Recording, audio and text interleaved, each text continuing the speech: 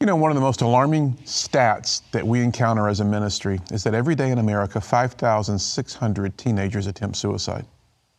Let me give you a visual. In an arena that seats 12,000 people, that arena would fill up every 2.5 days with teenagers who in the previous 60 hours bought the lie that their life didn't matter.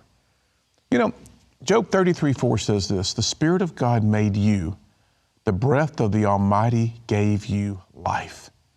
Who made you? The Spirit of God. Whose breath jump-started your thing called, your journey called life? The breath of the Almighty. This is what I share with teenagers. God has never made a mistake, and He surely is not going to begin with making one with you. The very fact that you are with us today right here, and we're connecting in this moment, I want you to know that God created you on purpose, with purpose, and for purpose. Your life really, truly matters. And what's amazing to me is how many young people we see on the road who have not yet been introduced to that truth. And you know, truth never changes, does it?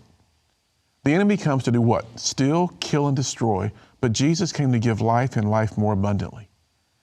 One of the questions I ask people to consider is this.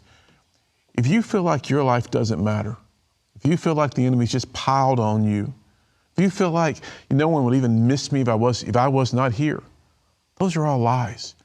Here's the question. What does the enemy know about your life, your future, your potential that he's doing his best to talk you out of ever getting there? The most unused potential anywhere on the planet is in a cemetery. That, my friend, is when it's too late. But until that moment, I promise you, by the very nature that you are alive, that is a life that you get to live. It's a life worth celebrating because God doesn't make mistakes. He is very much a God of intentionality. One of the greatest truths that I've ever been introduced to is how much your life matters. And it's critically important, maybe that I say that and others believe that, but you know what is the most important truth you can embrace is that God loves you. And He loves you not because you're special in any way other than you're His kid.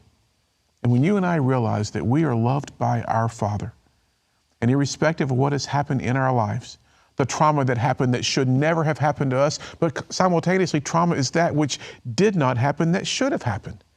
Wherever you find yourself on this journey we know as life, my hope for you is that you do know the truth and that the truth you know sets you free.